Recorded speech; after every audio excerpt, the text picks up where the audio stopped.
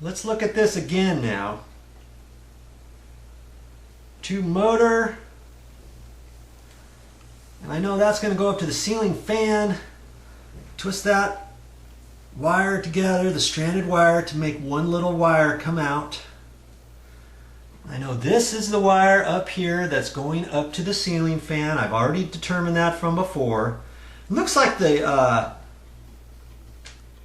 copper portion that's stripped back is a little bit long for the little wire nut that was on there.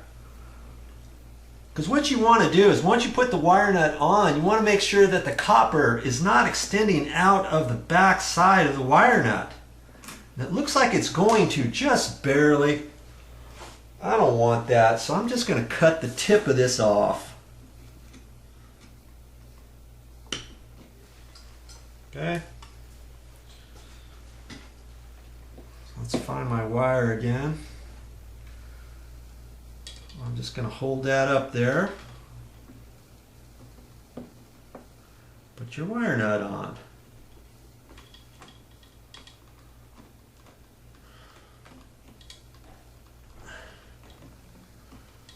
Pull on the stranded wire just a little bit. Make sure it's set in there tight, because sometimes, believe it or not, those can just pull right out.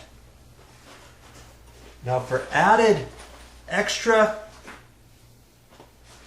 insurance, I'm going to put some electrical tape around there to keep that from ever coming loose. Now, chances are nothing's ever going to happen. That's just something that I do.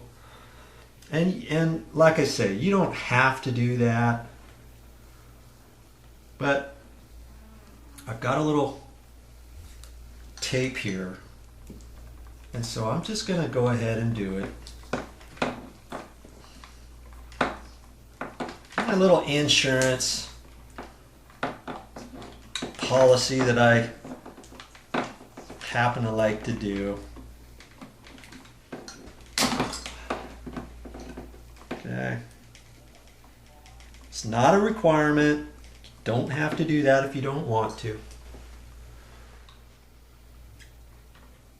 Take the little tip off of that.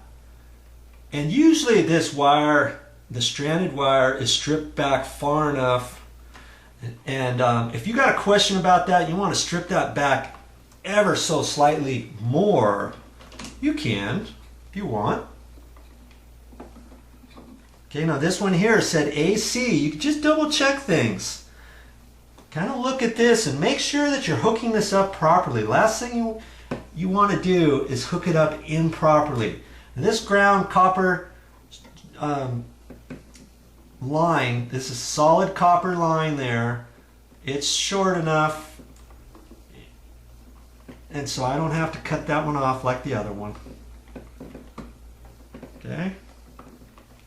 That on there, pull on that, everything looks good. I'm going to put electrical tape on that one too. Now you might be wondering, hey Joe, how come you didn't put electrical tape on the ground wires? Well, if you remember, you saw how I put those on. I twisted both ground wires together before I put the wire nut on. The wire nut's on there nice and tight. I shouldn't have to put any electrical tape on there. I basically do that on these others because you've got one stranded wire, and stranded means all kinds of small, very small little wires all together, and then that generally comes from a light switch that's already has these wires on it or something like that for dimmer switches or ceiling fan switches, that sort of thing. Okay, but the solid copper wire, you know, you might have a tendency of something sliding there if you don't have the wire nut on properly.